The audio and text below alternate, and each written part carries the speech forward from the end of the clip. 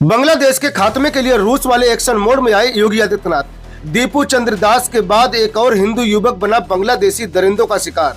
यूनुस ने योगी के अल्टीमेटम के बाद भी कर दी गुस्ताखी। अब मोदी से खुली छूट मांग रहे योगी। अगले 72 घंटे में बांग्लादेश का काम तमाम।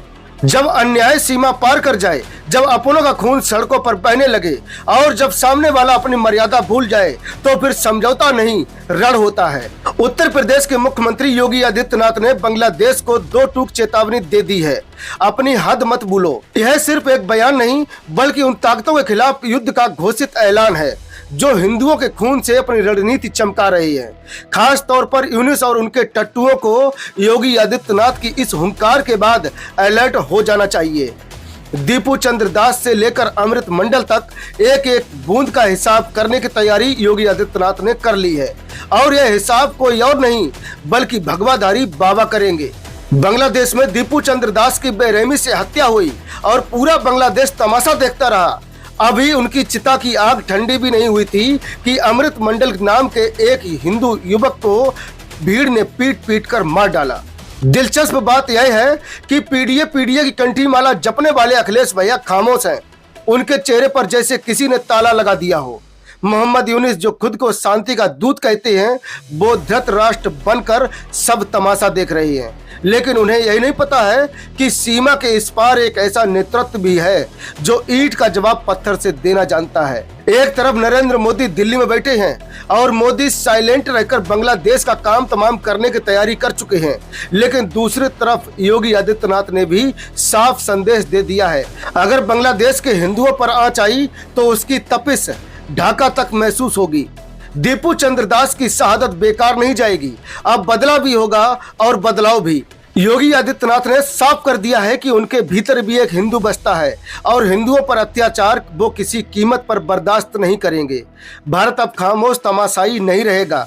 भारत के अंदर छिपे बांग्लादेशी दीमक यानी घुसपैठियों के अब दिन गिने चुने रह गए हैं। योगी ने अघोषित रूप से उन ताकतों को संदेश दिया है कि जो घुसपैठिए भारत आकर देश की सुरक्षा को चुनौती दे रही है, खास तौर पर जिनका ताल्लुक बांग्लादेश से है, उनका हश्र क्या होने वाला है उन्होंने सपने में भी नहीं सोचा होगा। एक एक घुसपैठियों को चुन चुन कर बाहर निकाला जाएगा।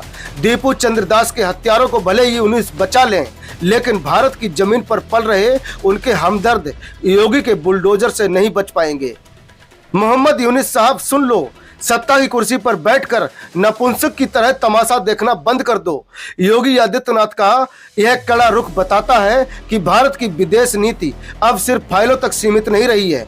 योगी ने याद दिला दिया है कि इतिहास गवाह है, जब जब हिंदुओं को प्रताड़ित किया गया है तब तब विनाश निश्चित हुआ है। अगर बांग्लादेश ने अपनी हद नहीं पहचानी तो उसे 1971 के घाव फिर से हरे होते दिख सकते हैं। योगी आदित्यनाथ के नेतृत्व में अब भारत वो भारत नहीं रहा जो धमकियां सुनकर चुप रह जाए। यह वो भारत है जो घर में घुसकर मारना भी जानता है और अपनी सीमाओं की रक्षा करना भी। योगी आदित्यनाथ के इस कड़े रुख का असर अब सड़कों पर दिख रहा है। भारत बांग्लादेश सीमाओं पर सुरक्षा बल पूरी तरह मुस्तैद है। बांग्लादेश से लेकर उत्तर प्रदेश तक घुसपैठियों की पहचान तेज कर दी गई है। योगी ने साफ संकेत दे दिया है कि घुसपैठियों के खिलाफ यह जंग अब निर्णायक मोड़ पर है। यह लड़ाई सिर्फ जमीन की नहीं, यह लड़ाई उस अस्मिता की है जिसे दीपू चंद्र दास और अमृत मंडल जैसे युवाओं ने अपने खून से सींचा है। अब यूनुस को यह सबक सिखाने का वक्त आ गया है कि एक हिंदू युवक की जान की कीमत क्या होती है। बांग्लादेश को अपनी हद में रहना होगा, वरना योगी आदित्यनाथ का यह गुस्सा उसे उस मोड़ पर लेकर जाएगा जहां से वापसी मुमकिन नहीं होगी। घुसपैठियों का काल बनकर योगी खड़े हैं। अब ना तुष्टीकरण चलेगा और ना ही सीमाओं पर नरमी। दीपू चंद्र दास का बदला लिया जाएगा और अमृत मंडल के परिवार को न्याय मिलेगा। यह मोदी और योगी का भारत है। यहाँ अब अन्याय सहने की आदत छूट चुकी है।